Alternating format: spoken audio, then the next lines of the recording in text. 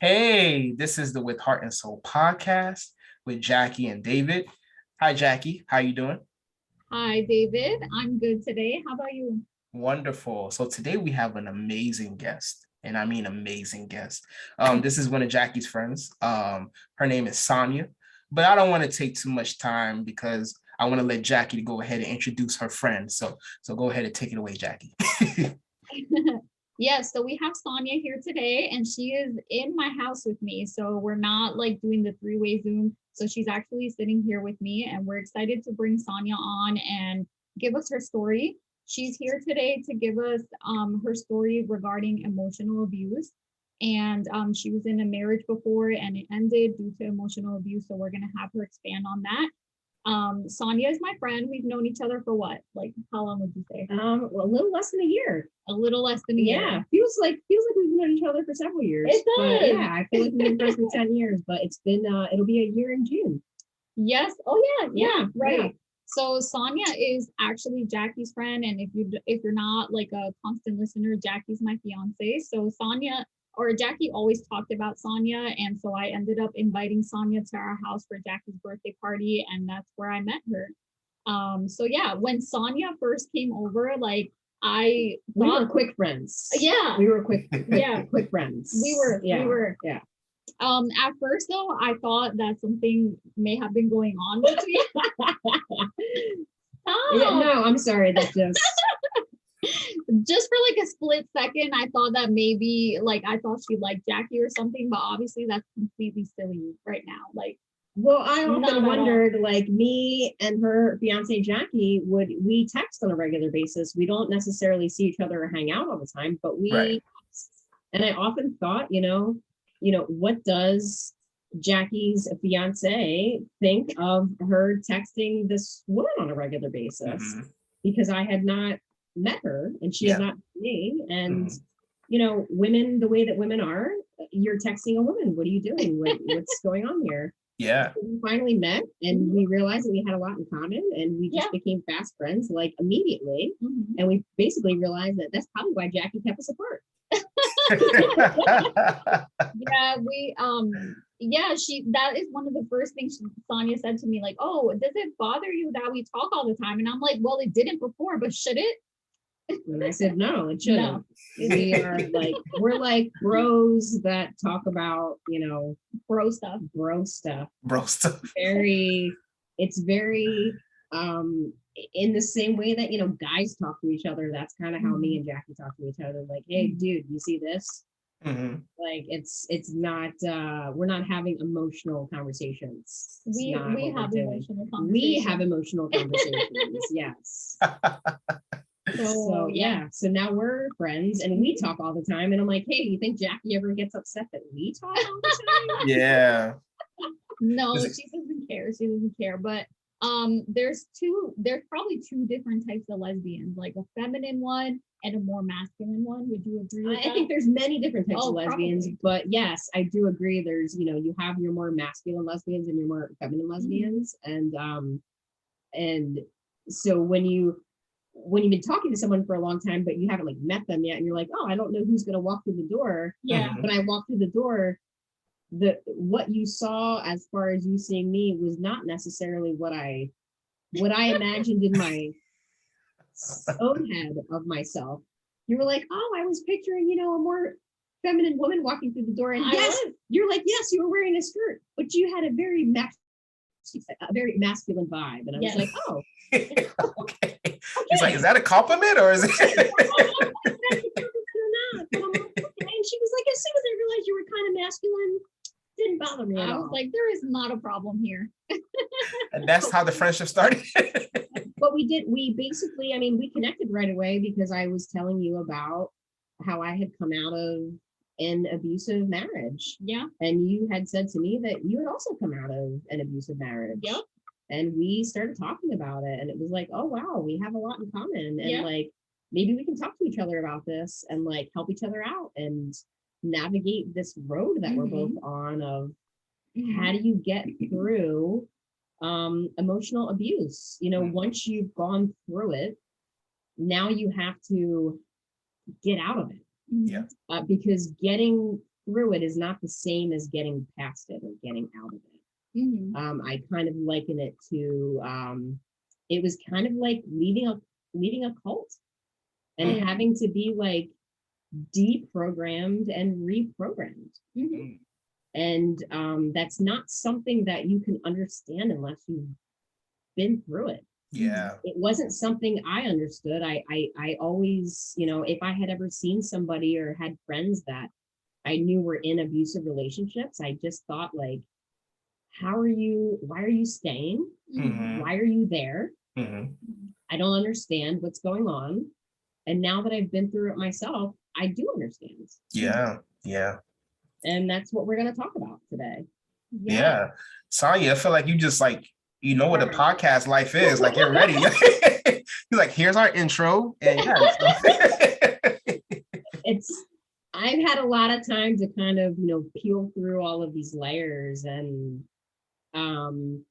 it's a good thing to kind of get it out. And if anybody can hear this and get any type of positivity out of it, whether it stops them from getting into a bad relationship or it helps them get out of it, you know, I mean, that's my goal of being here on this podcast and talking about this, because to be honest with you, it's not something I necessarily want to talk about.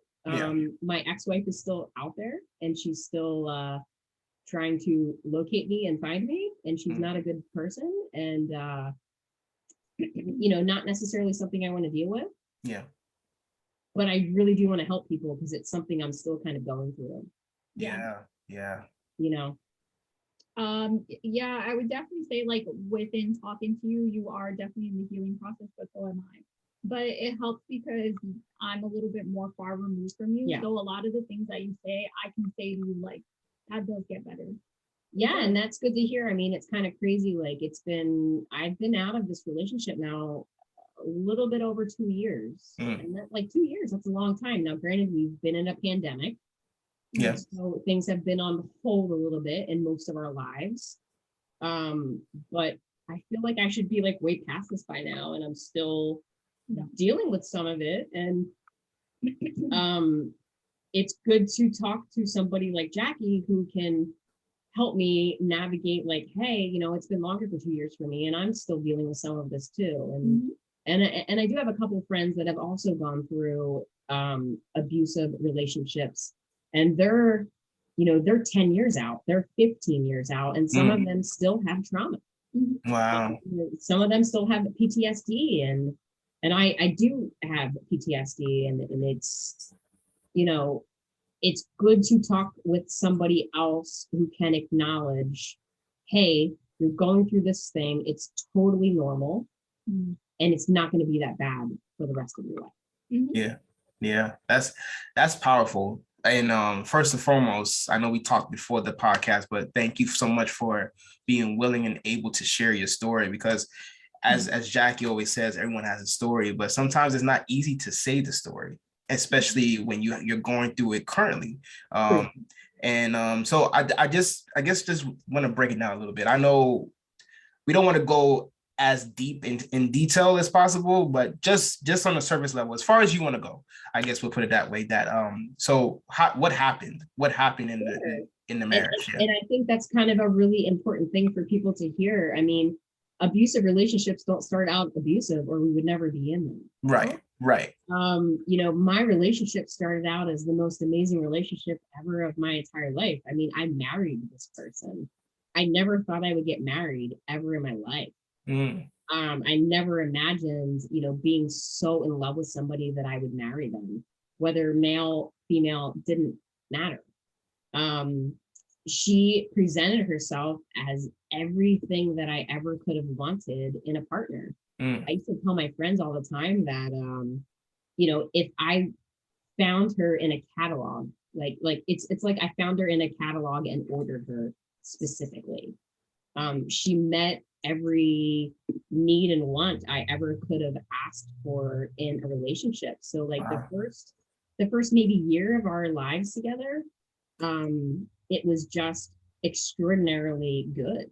And I moved in with her about 6 months into our relationship, and there were, I'm not going to lie to you. I mean, there were a couple red flags, and my gut was telling me like, hey, like red flag, something's not right here. And I thought that like 99% of all the stuff is like so amazing. It's so good.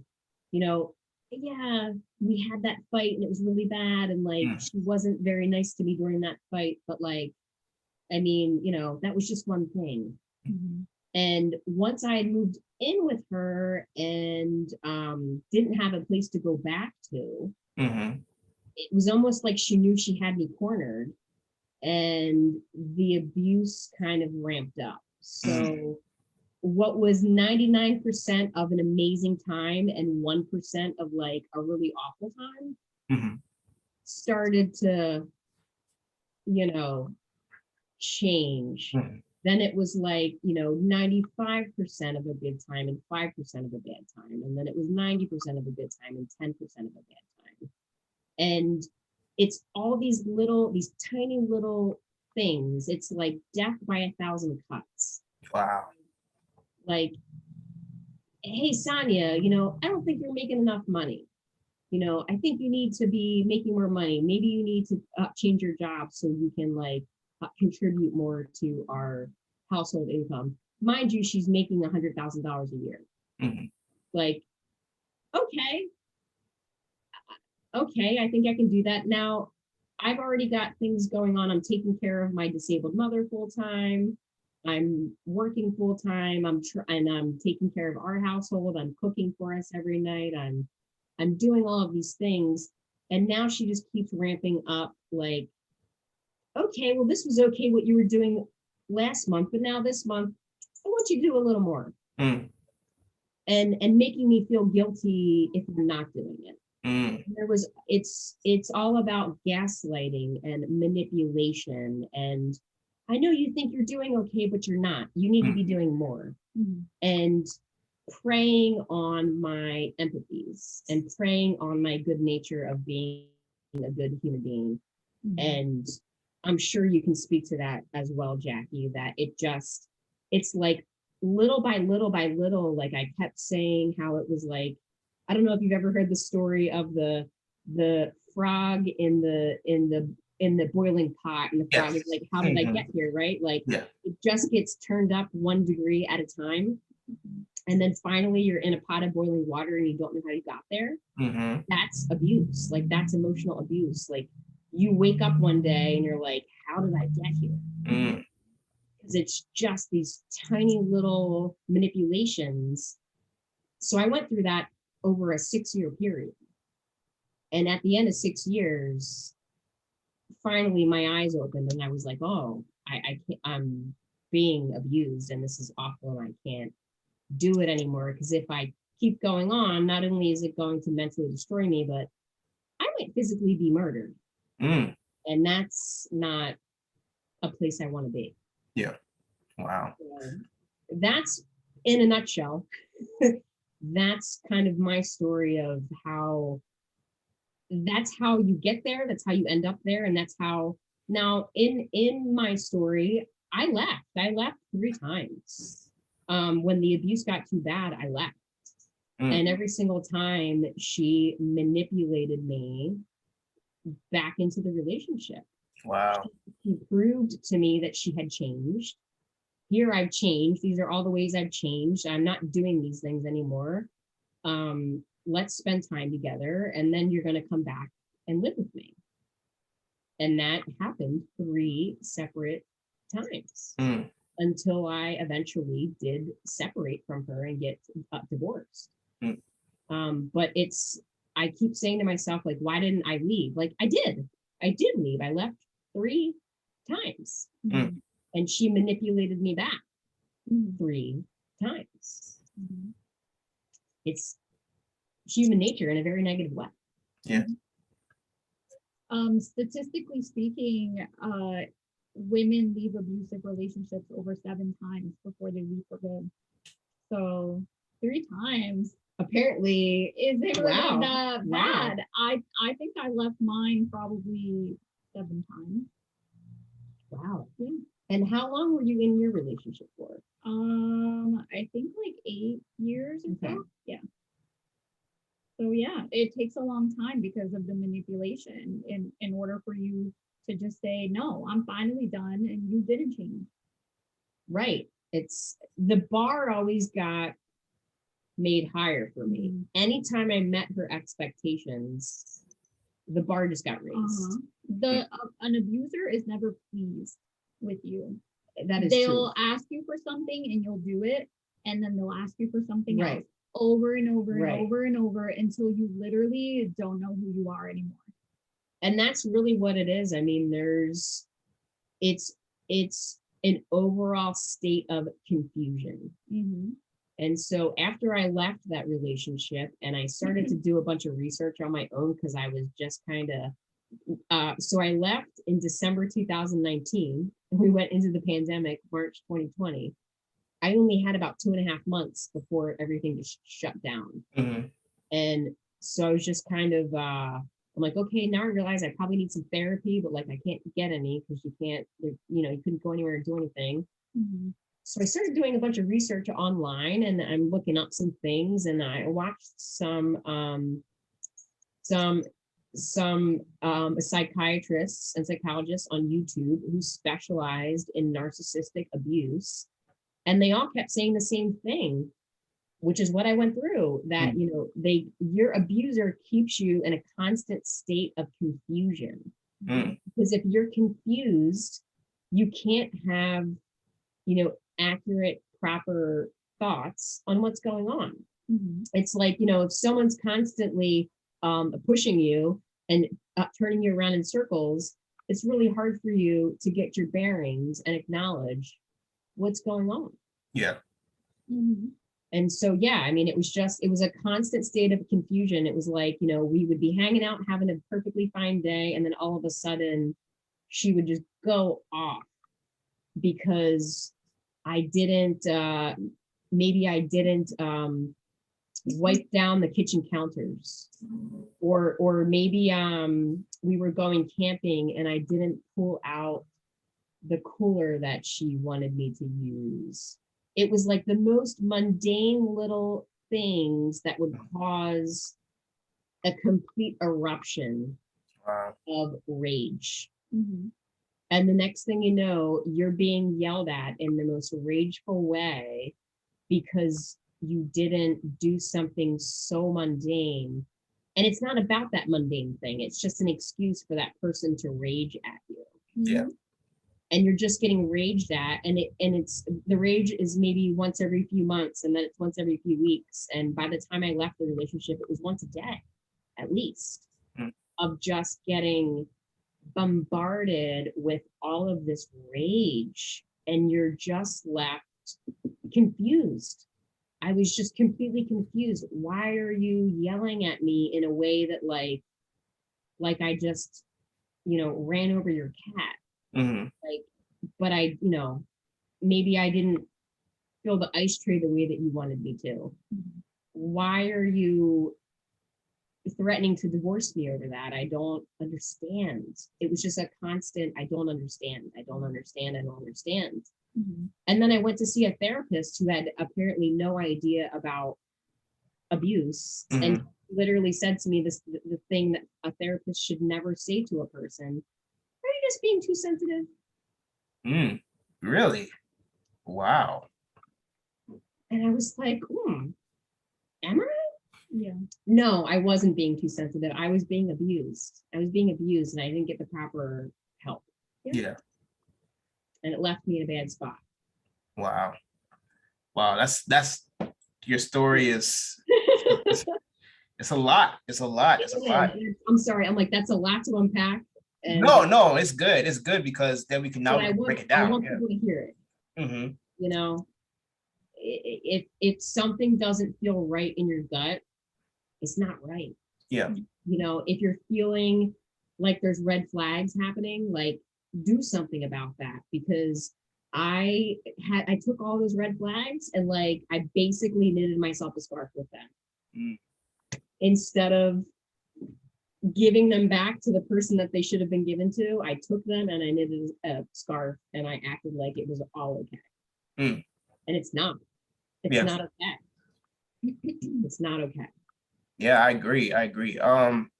So I did have a question. So a person listening to this now that's like, maybe they're in a emotionally abusive relationship, and they're like, well, yeah, I know that they're not the best. Maybe if I talk to them and maybe we have a conversation, maybe they'll change their ways.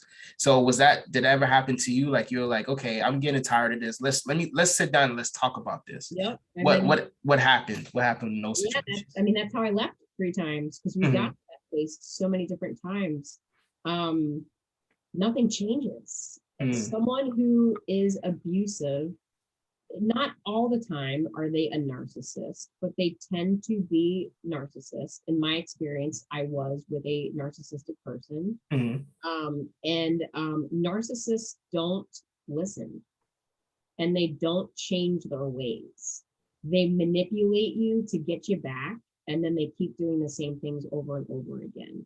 There was never going to be a resolution. There was never going to be us working together to come together to be in a positive relationship with each other. I was never an equal partner. I was the assistant. I was the lesser than. And if I couldn't fulfill her, needs of propping her up to be who she wanted to be, she didn't want to have anything to do with me. I was not, and I'm sure you can attest to that as well. There was no meeting in an equal way. I was there to prop her up. Yeah. And she didn't care about what my life was about or what my emotional needs were. It was just about propping her up.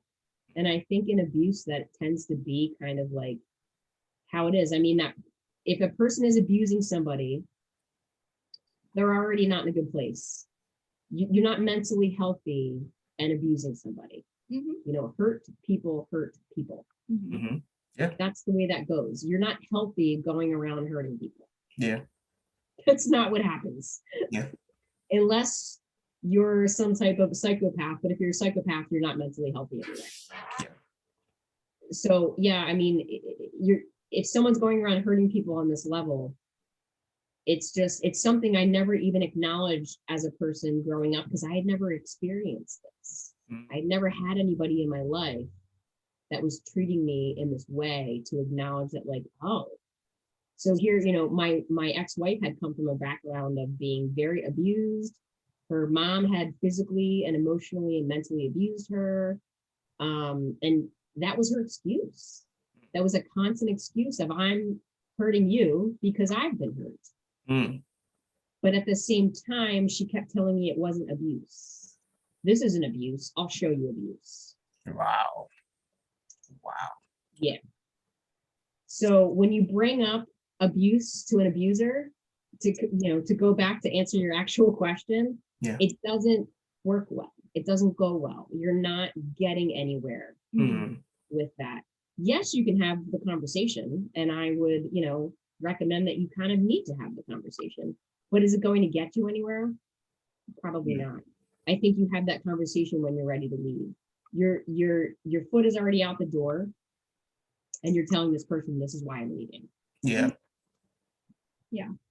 I have a question too.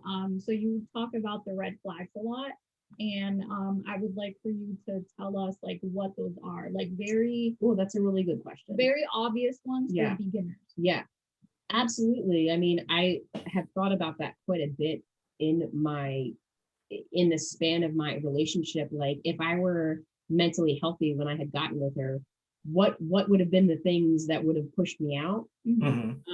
So in the first few months of our relationship, we went camping. We went tent camping, which I would highly recommend to anybody.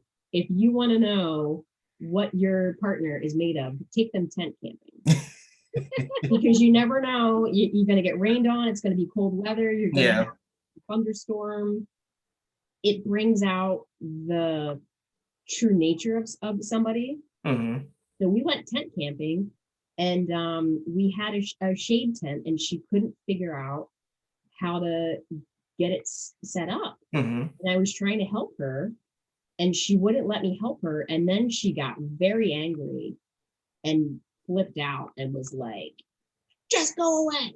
I'll figure it out. Wow. Me just kind of sitting off in the corner by myself.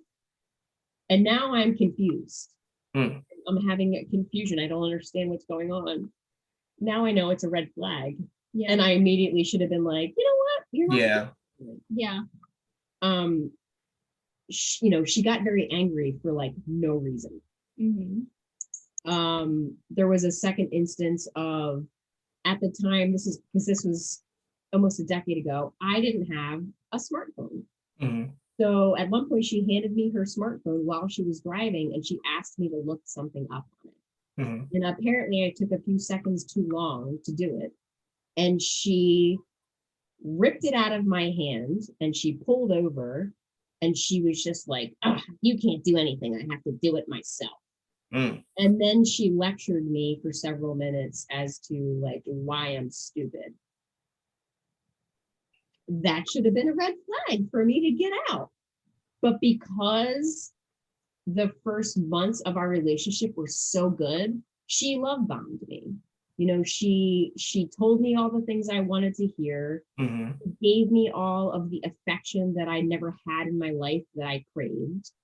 And she was all of the things that I thought that I wanted. Mm. So because all of those things happened right off the bat, when her true self started to show through her mask, I didn't identify that as her true self. I just thought, oh, she's just having a bad day. Mm-hmm. Like I never put two and two together that like it was a pattern of behavior. Mm-hmm. I kept saying to myself that, oh, it's just a bad incident or it's just a bad day. No, it's a pattern of behavior and you shouldn't be involved in it. Mm-hmm. Mm. Wow. I think that what happens is you are hoping for the original version of them to surface. But it's not real. It's not, but you think that it is. And like you said, you think they're just having a bad day, but they're not. That's just who they really are. And the reason why the person says everything that they know you want to hear is because they listen to you. Abusers are manipulators through and through. And when they are getting to know you, they're taking in information. They're not getting to know you. No. They're writing down points in their mind as to how they're going to attack when they're ready. And that, I think that's what hurts the most. When you're getting to know someone in a relationship and you're being vulnerable, you're thinking that you're getting closer, but really they're just thinking of ways to get to you. And she's like, it's ammunition. Yeah, it's ammunition. So that's actually called mirroring. And I know that through the research that I've now done. Yeah, you're right. It is called mirroring. Literally, it's a cycle of abuse, and it starts with love bombing, and then it goes to mirroring. And then they start picking at you and pulling you apart. Mm-hmm. But the mirroring is they're acknowledging, oh, you're a decent human being and you have all these good qualities. And they're actually qualities that they want in themselves that they don't have. Mm-hmm. So they're mirroring them back to you so that you think they're a good person. Oh, you're a good person just like I'm a good person. Yeah. You're doing all the right things just like I'm doing all the right things and being a good human being. But in reality, they're not. They're just it's almost like being a robot that's just, oh, you input this information, so I'm giving it back to you. It's not real. None of it is real. Yeah. And it really messes with your sense of reality. Big time. Yeah. Stop moving on from an abusive relationship. It helps to tell yourself that wasn't real, because to me, with my abusive relationship, like I thought he was the love of my life. Right. I thought this was my future. This was my life. Like I would never have any other love like this. But it has helped me to tell myself over time that was not real. None of it was real. It did not exist. Yes. It literally did not. And that's why I equate it to like being in a cult. Because you enter this thing that you think is this amazing thing, and then you recognize once you leave it that like none of it was real. It was mirrored up to you that it's this thing that you want it to be, but it's not that at all. it's not real. Yeah. And it's very disconcerting. It's discombobulating. It leaves you just kind of on your heels of, well, if this isn't real, like I married this person. Yeah. I thought I was going to spend the rest of my life with this person. Mhm. And none of it was real. Yeah. That is something that kind of, I mean, it kind of, it kicks you in the head. Mm-hmm. And as a human being, you have to get past that. Sometimes it's really easy to get stuck on the fact that you let that happen to yourself. Yeah. And it's hard to get over that I married somebody, like I actually agreed to marry someone that treated me that way, and also that like created this reality for me that wasn't real. Mhm. Yeah. Yeah. I agree, because like it's so hard, especially like when you're in a relationship. Like you can't help to ask yourself, well, dang, I should have known better, or what should I have done differently? But I think the thing that we all have to realize, especially people who are listening and watching about, and they're currently being abused, is like no one's perfect. Like you can't step into a relationship thinking like, oh man, this person has these flaws and I'm gonna look past it. That's what we all do. We all do that because That's what I did. I was like, yeah, hey, yeah, she kind of gets into rages on every now and again, occasions, but like nobody's perfect. yeah, I kept yeah. saying that to myself. Mm-hmm. Nobody's perfect. And it kept me in this negative relationship for years Mm-hmm. because I kept telling myself, well, nobody's perfect. Everybody has flaws. Yeah. Where's the line? Where's the boundary there? Exactly. And I think that's the main thing that we all have to remember, is that it's not your fault. And if you understand that this person has these flaws that are now unbearable, like you're at the point where you can't deal with it yourself and you hate the way that you feel, it's okay to say, hey, I'm not ready to be in a relationship. Yeah, they have flaws, but those flaws are superseding your happiness. And I think that's the biggest thing that you have to remember whenever you're in a relationship and you have those situations. Yeah. And that's truth. I mean, and again, going back to that gut instinct, yes, maybe at the beginning you're really happy, but like when these terrible things are happening, are you happy? Are you Yeah. happy when you're being yelled at? Are you happy Mm-hmm. when you're being raged against? No, you're not. Mhm. So you have to take that into consideration. And I just hope that anybody listening would take that into consideration. If you're being yelled at or being treated in a way that you feel in your gut, you feel like it's not right. Yeah. What, why is that person treating you that way? And it doesn't feel right because it's not right. Mm-hmm. Yeah. Yeah. And I you agree. need to speak up. Yeah. And if you speak up to that person and they meet you with even more rage, because that's what happened to me. I told her, my initial thing was, you're being abusive towards me. Well, as soon as I said the word abuse, Yeah. I mean, I was threatened to be kicked out of the house. I didn't have anywhere to go.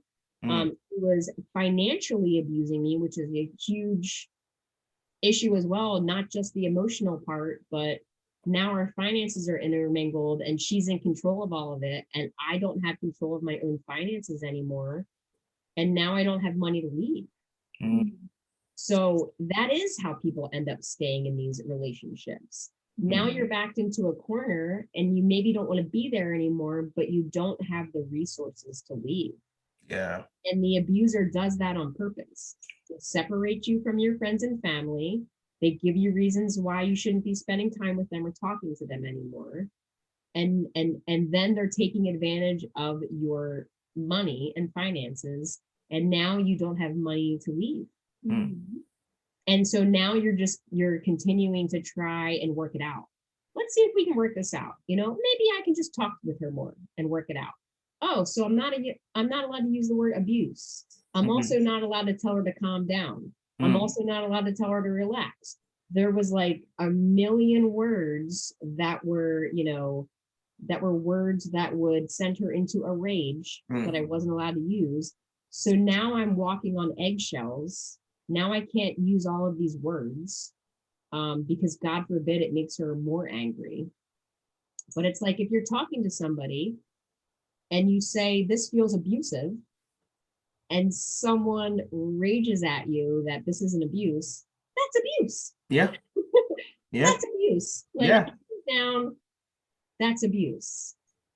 But when you have people telling you something and it just, that's what's going into your head on a daily basis, you're not being abused, you're not being abused, maybe you're just too sensitive. And several people are telling you that on a regular basis, it makes you think that you don't understand your own reality. Yeah. Yeah. And that's the worst part of it. Yeah. And I think that's the saddest part of it all, is that when you get to the point that you're trying to find help, and when you go and try to look for the help, Yeah. and you find people that you think is going to help you and they don't help. Yes. And they're sending you right back into the abuse. Yeah. They say, go ahead and deal with it. Yeah.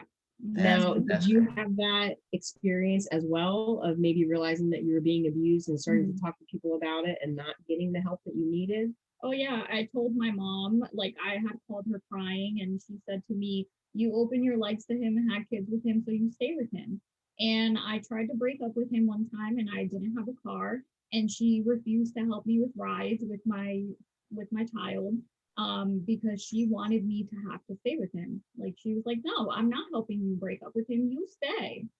And I also would tell my best friend and she would tell me different things. Like she would tell me to write in my journal and write only good things about him, since I was only saying bad things about him all the time. Right. So positive things you thinking is going to help your way out of this. So yeah, the people closest to me were pushing me back into it. Yeah, that's sad. Yeah. And I mean, I had a circumstance too of my friends who I love and are very dear to me and are still in my life now. None of them, they all felt it and saw it, but none of them spoke up. And after I left the relationship, then they spoke up. And I put them all on notice. I said, look, like, if this ever happens again, if I bring someone home that you get a weird vibe about or you don't like, you tell me. Yeah. You need to tell me. I don't care if you think it's going to upset me. I don't care if you think it's going to put a rift in our friendship. If something's not, see something, say something. Yeah. Because nobody said anything. They all told me that they liked her. And then when I finally got away from her, they either told me that they were scared to death of her or that they just didn't like her because she gave them a really bad vibe. Yeah. And I'm like, where were you? Why didn't you say anything? Well, we thought you were happy. Yeah. It wasn't though. I was being abused. I was too scared to tell anybody. Yeah. And then it's gonna be sad and like they're gonna be very remorseful if like something, God forbid, happened to you. They're like, oh, I wish we would have did something. Right. I mean, yeah. So I'm gonna put that out there. If you know somebody that you think is being abused, even if you think that it's going to hurt your friendship or your relationship or that person might hate you, say it anyway, because you know what? That person needs to hear it. Yeah. And if they hate you now, they're not going to hate you later. Once they come to their senses, they're going to thank you for saying something. So it's important. If you see something, say something. It's because there again, I was in an abusive relationship and my friends saw it, but because they didn't say anything, I thought, well, is it abuse? Nobody's saying anything, even though they saw it. And then after the fact, they're like, oh yeah, we all knew you were in an abusive relationship. Like, what kind of friends don't say anything? So I straight up yelled at all of them and told them they have full freedom to say something to me if it ever happens again, which, hopefully it doesn't. But that I promised, I'm not going to get upset with you for loving me and caring about me and being honest with me. Yeah. Because most of the time in those situations, like when you see somebody lashing out in public, that's not their worst behavior. The worst is when they're actually at home. Behind closed doors. Yeah. Exactly. Exactly. So yeah, I mean, if you see somebody yelling at one of your friends in public, that's the tip of the iceberg of what they're doing at home. Yeah. Yeah. Exactly. So I did have a question for both of you guys. Since you guys are friends, and of course you guys told each other about your stories. Was it more of a triggering situation when you guys first met, or what we first talked about it, or was it more of a therapeutic situation that, oh, I have somebody that I can relate with, and it's going through the same journey as well? Because sometimes with some people, everybody's different, Sure. that if they meet someone else that has been abused, it's triggering to them because they have to relive those memories. So what was it for you guys? What was it for you guys? For me, it was not triggering. I honestly can't remember when's the first time that Sonja mentioned that to me, but there have been many times where we talked and I like started crying with her because I'm very empathetic by nature, but of course we literally lived through the same things. And if anything, it's healing for me and it's validating for me to know that what I experienced was real and that I can tell her that what she experienced was real. And like I mentioned earlier, I'm a little more far removed than her. So I feel like I'm in a place where I can tell her that this isn't going to last forever. So that's nice. Yeah, I think that's a really good question. For me also, it was a healing process. I mean, meeting Jacky and realizing that she had gone through basically the same thing that I did, and that she's basically, more on the other side of it than I am, was very healing for me. To have an ally that I could speak with was very, very healing for me. But I do understand. I mean, there's a lot of trauma. There's a lot of trauma involved in leaving an abusive relationship, and I did have some major PTSD when I left. And so I can understand there can be circumstances where someone has an aspect that's not healed yet, and they meet somebody that says something and it triggers them. I can get that. Yeah. I had a personal moment of I was out working one day. I do part-time work of Amazon delivery, and I was out delivering packages one day. I do it in my car, and this was over a year ago now. I was driving down a road, and on the other side of the road, there was a car stopped, and I saw there were two people in the car, and the driver was yelling at the passenger. They were stopped in the middle of the street, and the driver was aggressively yelling at the passenger. And I had just driven by. It was only a split-second situation that I saw it. And it triggered me because that was something that used to happen to me on a regular basis, where she would, get me in the car and there was nowhere to go. And she would just aggressively yell at me for like 20 minutes, a half hour, 45 minutes. I mean, it was a long process where I couldn't get out. And just seeing that for a split second, I had to pull my car over and I lost it. I started to hysterically cry. I definitely cry. I'm not going to lie and say that I don't. But I mean, I sobbed, and I didn't even know where it came from. It felt like it wasn't even my stuff. Yeah. Coming from somewhere that I couldn't even identify. And after the fact, I recognized, like that was basically like I kind of had like a panic attack. It was like a PTSD trigger, and like, oh, okay, like I need some therapy. Yeah. That kind of stuff happens because you get abused by somebody, and it's such an awful feeling to know that another human being can cause that in your life. Somebody damaged me, didn't break me, but damaged me, and that is causes a lot of anger, and resentment, and frustration. And that is where I'm at now, of like getting over that stuff, of not trying not to be so angry at this person anymore. She's not in my life. I don't have anything to do with her anymore, but there's still anger of what she left behind. Can I tell you something that you won't even believe? Sure. You'll have compassion for your abuser one day.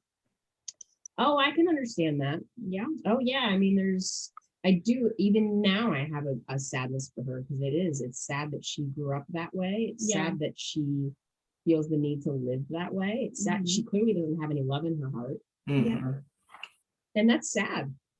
Yeah. It's sad that, and what's even more sad is there's a lot of people out in the world like that. Mhm. It's not, just your ex, it's not just my ex, it's millions of people that go through the world like that. I mean, our exes are going out there and dating other people and further destroying more people. My ex is about to get remarried. Wow. For like the 5th time. Wow. Wow. And she's doing it to somebody else. Mhm.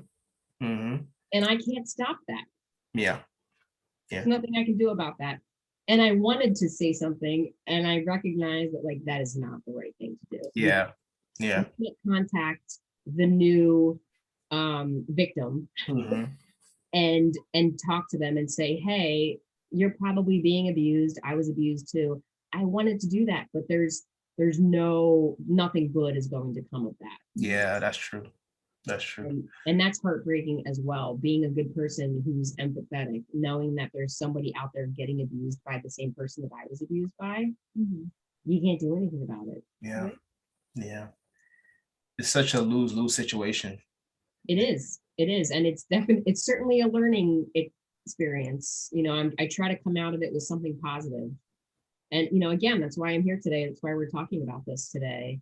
Yeah. To, if we can help anybody, if there's anybody out there listening to this that is going through this or is not going through it, but might hear this and meet somebody that says, oh, those are red flags. I probably shouldn't date that person.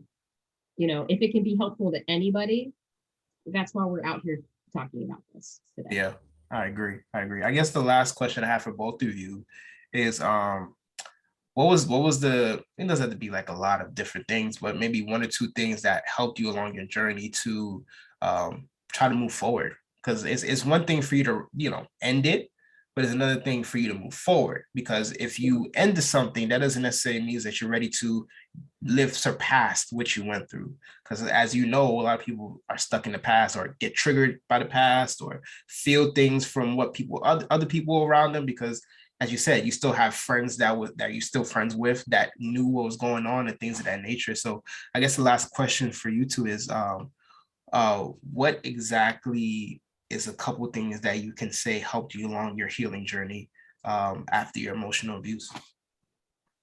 I would say just joy, having gratitude every day that I'm not being abused anymore. I live alone. I live in a really great place.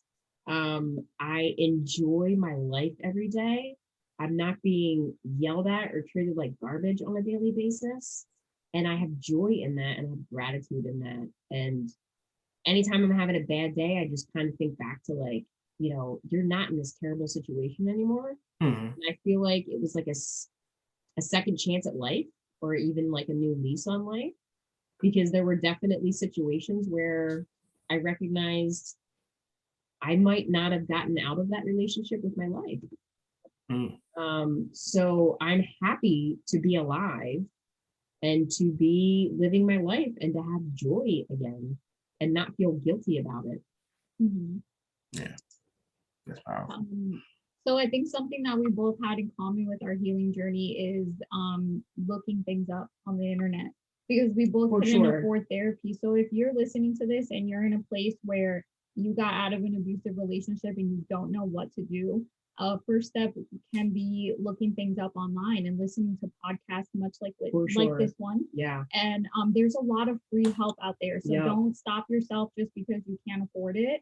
And I can very much agree with that too. Like, even though I have PTSD and I suffer from depression and anxiety and many other things because of this, I still feel freer than I did when I was in my abusive relationship. Yeah, true. Yeah, you're right. I read a couple of different books. Anything I could do to wrap my brain around what happened to me so I didn't feel so confused anymore. Once I I literally read a book called Out of the Fog. It's literally called Out of the Fog, and it was getting clarity after narcissistic abuse. And it was a big book. It was like 500 pages. And I read this thing from cover to cover. And after the fact, I kind of had this feeling of like, yeah, like thank you for giving me some clarity, and thank you for like getting my brain out of this fog. There is a lot of fog involved in it, and you have to get yourself out of that and into a point of clarity to be able to move on in your life. Powerful, powerful. Yeah. I'm yeah, sorry. go ahead. No, go ahead. Okay. Just before we close up, I want to say a couple of things. There's a show on Netflix called Made, and that's the only show I've ever seen on TV that portrayed emotional abuse, and it explained it very clearly, and I loved that. So you should watch that. Okay. Okay. But to anybody listening here who might be confused about what emotional abuse may be, definitely watch that show. Another thing that I want to say is that there is a domestic abuse hotline, and you can also go to the National Domestic Violence Hotline website. You can chat with people on there, you can text someone, and you can also call someone. They are also aware that your abuser might be monitoring your usage online, so you can just call them instead of using the chat or text features. The phone number is 800-799-SAFE. Or 800-799-7233. I also looked up the book that Sonja was referring to, Out of the Fog. The author is Dana Morningstar. Yeah, thank you. Correct? Yes, thank you for looking that up. So it was an excellent book. It helped me greatly. We'll link that down below for you guys as well. Yeah. Oh man, this has been an amazing conversation. Sonja, thank you for being open and honest with us, and sharing your journey and your experience, and what you're doing now to continue your healing journey. We do appreciate you, and we thank you, and your voice definitely does matter. I know for sure someone is listening or watching this right now, like, thank you for making this, and thank you for being a guest. So we do appreciate you. I appreciate you for having me on. I feel honored to be asked to be a guest on this. So thank you. Thank you very much. Appreciate it. Thank you for letting me say my piece and getting it out there. Mm-hmm. Jacky, anything you want to add before we close? No, yeah, thank you so much for sharing your story. I actually had someone ask me to be on their podcast to share my story, and I had never done that before in this way, and my voice was shaking the entire time. I could not breathe. And then after we recorded the whole episode, I called her and I told her to scratch it, and I felt how upset she was, and I can see that because we have guests on and I'm always nervous thinking they're going to scratch it, and I can see that. But that doesn't matter because I wasn't ready to share my story. Right. So yeah, it's a really brave act to say that out loud. So thank you so much. It is. And I actually, I've never done anything like this before. I've talked to my friends about this, but I've never just put it like out there like this. Mm-hmm. So kind of a big step. And I thank you for letting me do it. Oh, yes, we do appreciate it. With that being said, thank you everyone for listening and watching to the With Heart and Soul podcast. YouTube, you can watch us, you can see our lovely faces. Please like and subscribe so you don't miss out on the next episode. You can rewatch this one as well. Instagram, we're on our Instagram with Heart and Soul podcast. We're part of the With Heart and Soul podcast fam. That's our listeners. So please, fam, go ahead and follow us on there, so you don't miss out on the next post. We'll be talking about in the next episode, and it's amazing. Jacky's personal Instagram, where she posts daily her workouts and a lot of wise and powerful things. It is Love, Peace, and Kindness. So follow her on Instagram. We're also on SoundCloud. If you're into SoundCloud, please do listen to us there. We're on all major podcast stations. If you can't find us, let us know and subscribe so you don't miss out on the next one. Also, See Where We Land. They are now on Etsy. They're on Etsy. Jacky's business, See Where We Land. I'm a huge fan of See Where We Land. Not to interrupt you, but I have several of your shirts. They've made me some special things with my own clothes that I have given them. And it's a wonderful, wonderful thing that they do. So I think everyone should definitely participate in See Where We Land and buy some stuff from them. Yes, true. I started my order. I'm excited about my order as well. So I'm so excited to start wearing that, and they do amazing work. They do, and then the concept is wonderful. Just repurposing things that people have thrown away.